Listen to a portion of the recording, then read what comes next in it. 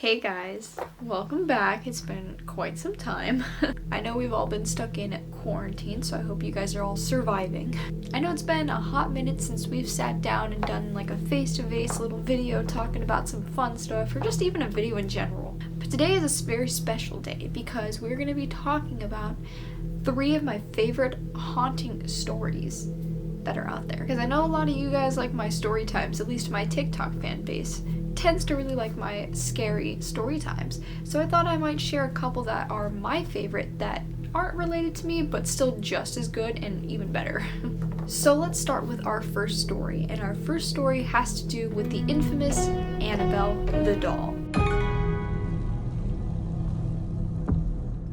Now, if you have seen the movie, then you know a little bit about the story of Annabelle. If you haven't, I highly suggest watching it because it is a pretty good movie, and it's even creepier knowing that this was based off of a true story.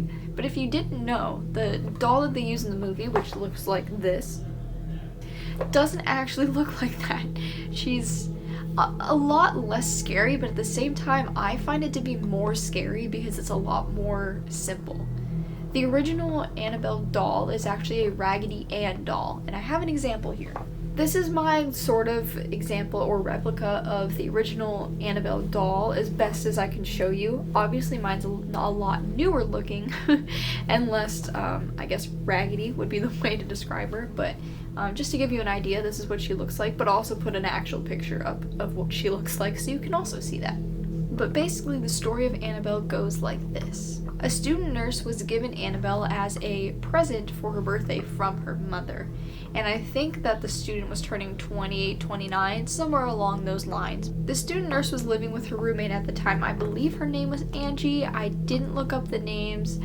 I probably should have, because that just shows how poorly I looked at this stuff up, but I know most of this by heart, I swear. So after they got the doll, there ended up being some strange occurrences that started to go down, if you know what I mean.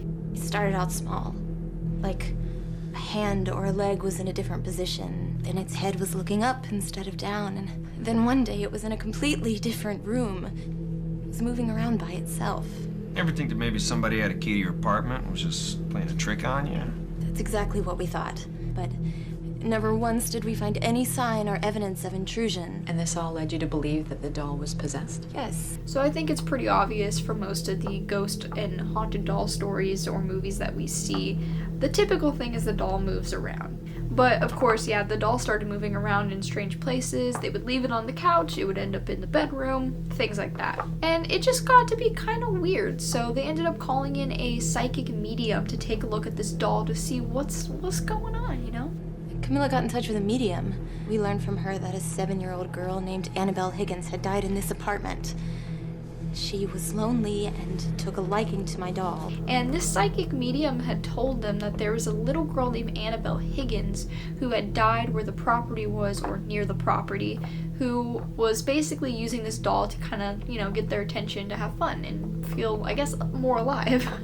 And although this information was incorrect, the two roommates took that information and went with it. They actually ended up giving the spirit permission to use the doll, or inhabit the doll. You know what I mean. All she wanted was to be friends. When we heard this, we felt really sorry for her. I mean, we're nurses, we help people. So, we gave her permission to move into the doll. And that's when things started to go downhill. Things started to get more and more violent, I guess. I believe he was a family friend. He might have been a family member, but I think he was a family friend. His name was Lou, and he was sleeping one night when he had dreamt that Annabelle was crawling up his legs and just started to strangle him. And he woke up, obviously terrified, and he ended up calling and telling the student nurse as well as the roommate what happened. And the doll was still moving around and still doing her thing, but they started to have some more weird stuff happen. The student nurse came home and she noticed that there was parchment paper laid out on the floor, which they didn't even own parchment paper like in the house. And on that parchment paper had the words "help me" written in red crayon in like child's handwriting. You can imagine how terrifying that must have been for her. Like, I can't even imagine that.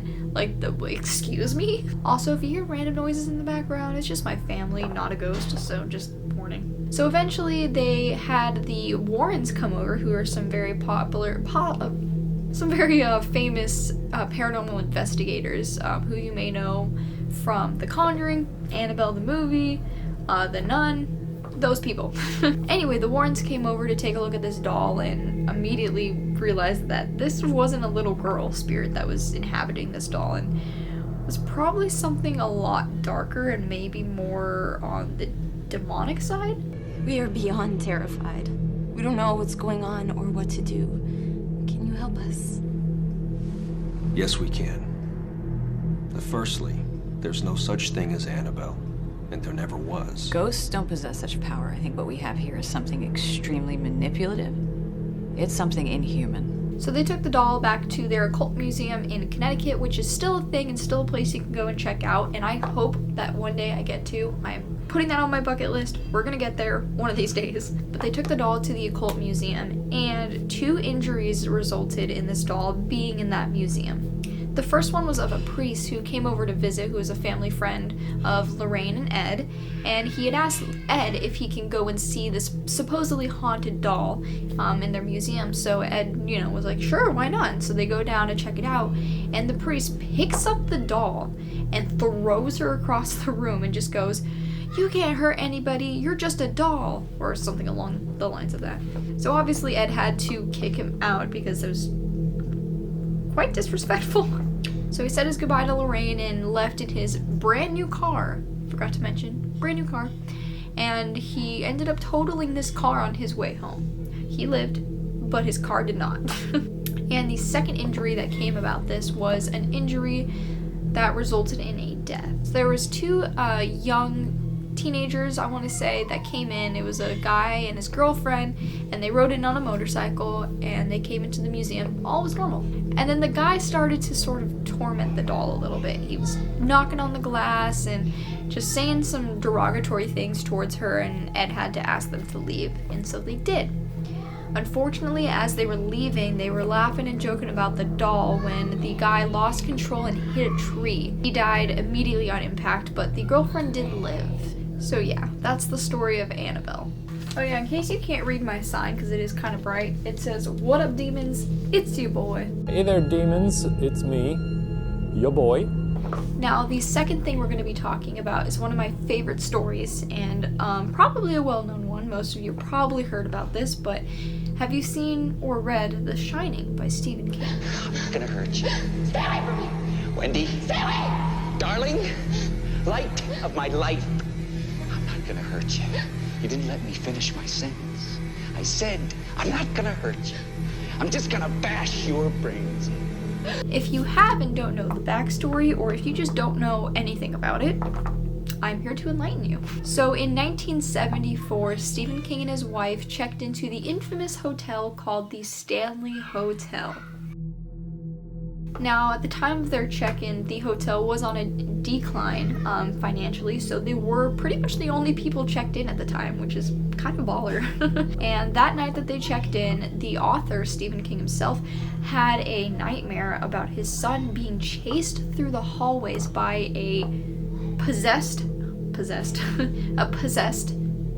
that sound wrong? A possessed hose.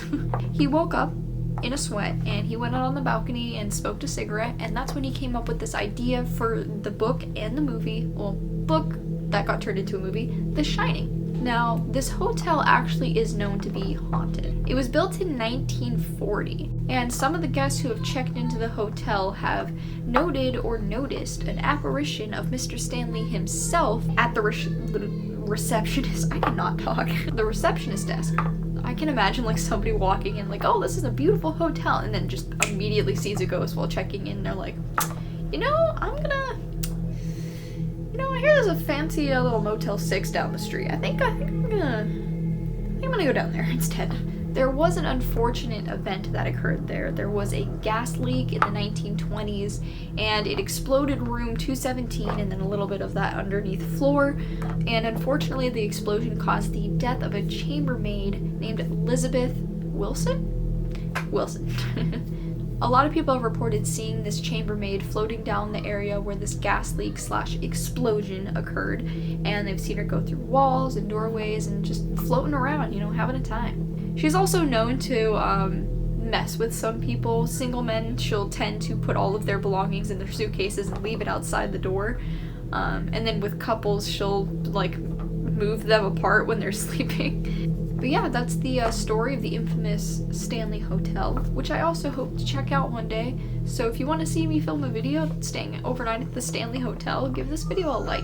So the last story we're going to talk about is actually a story that I absolutely love, not because of what happened, but just because I'm so interested in this whole thing. And it's actually one of my favorite movies of all time, The Conjuring story.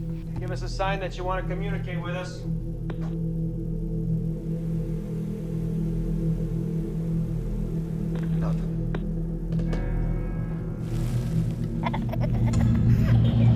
Now, if you haven't seen The Conjuring, what are you doing? Go and watch it, please. It's great. If you haven't seen The Conjuring, it's actually based off of a true story. And a lot of the events you actually see in the movie did actually happen. Maybe not to the scary extent that they make it seem, but a lot of those events did happen, which we will talk about right now. January 1971, the Perrin family moved into a farmhouse with 14 rooms. Now, a lot of the hauntings that happened started pretty much immediately after they moved in. And of course, like all great horror stories, things started out small, with the broom moving around and just little things being misplaced. I did forget to mention that the Perrin family did consist of Carolyn, the wife and mother, Roger, the husband and father, and then their 5 daughters. The daughters were the ones to really see these spirits first, and they were able to identify that there were some good spirits and also some very angry ones. So after a lot of the stuff started to ramp up and more things were happening, Carolyn did some research on the property and found out that it had been owned by many generations of the same family before they were there. And a lot of weird death happened within these generations of people that lived on the property. Some of the children had drowned in a nearby lake, quite a few people hung themselves in the attic, and there was even a murder on the property. One of the worst spirits known on the property was a spirit by the name of Bathsheba. Now, Bathsheba actually did live on the property in the mid-1800s, and she was rumored to actually be a Satanist, so you can understand why she was the more vicious and cruel one of the bunch of spirits that were on the property. Now, besides her, the family did experience a lot of other things, like the smell of rotting flesh floating randomly throughout the house, which is obviously depicted in the movie if you've seen it. They've also noticed that the beds would get lifted up off the floor a little bit and then come back down, which terrifying, like heck no. And they really tried to stay out of the cellar as much as they can, because I mean obviously I wouldn't want to go in there if I knew a bunch of people hung themselves. Did I say attic earlier? Was it the attic? It might have been the cellar. Anyway, a lot of people hung themselves in the house. But anyway, yeah, they tried to stay out of the cellar, but unfortunately there was a lot of failing equipment. The heating didn't seem to really work a lot, so Roger had to go down there frequently. Poor guy. Now, Ed and Lorraine Warren, who we spoke about earlier with the whole Annabelle story, obviously I have a fascination with these people. I look up to them. They're my idols. Rest in peace. They came over to the house actually quite a few times to investigate the spooks going on. And one of the last times that they went to that house, Lorraine tried to conduct a seance in the cellar. I believe it was the cellar. And Carolyn ended up actually getting possessed. And when all was said and done and she was fine, Roger was obviously a little worried for his wife's health and ended up kicking Ed and Lorraine out, understandably. Fortunately, the family wasn't able to move out of the house because of financial issues, so they had to stay and live there until 1980 when they were finally able to leave. And that is the story of The Conjuring and The Conjuring house. Anyway, if you guys enjoyed this video, please give it a like. If you want me to talk about some other cool hauntings, let me know. Comment some down below, some hauntings that you heard of that you want me to research and talk about, because I've probably heard of all of them. But yeah, this was fun. I kind of enjoyed doing this little sit down thing. I haven't done one of these in a while. I might change up my background a little bit because I'm still trying to figure that out, but I know I do want to have a background. I just hit the tripod, sorry. Mini earthquake. We'll leave that here. Thank you guys for watching. I hope you enjoyed this video, and I will catch you all on the next stream. Bye!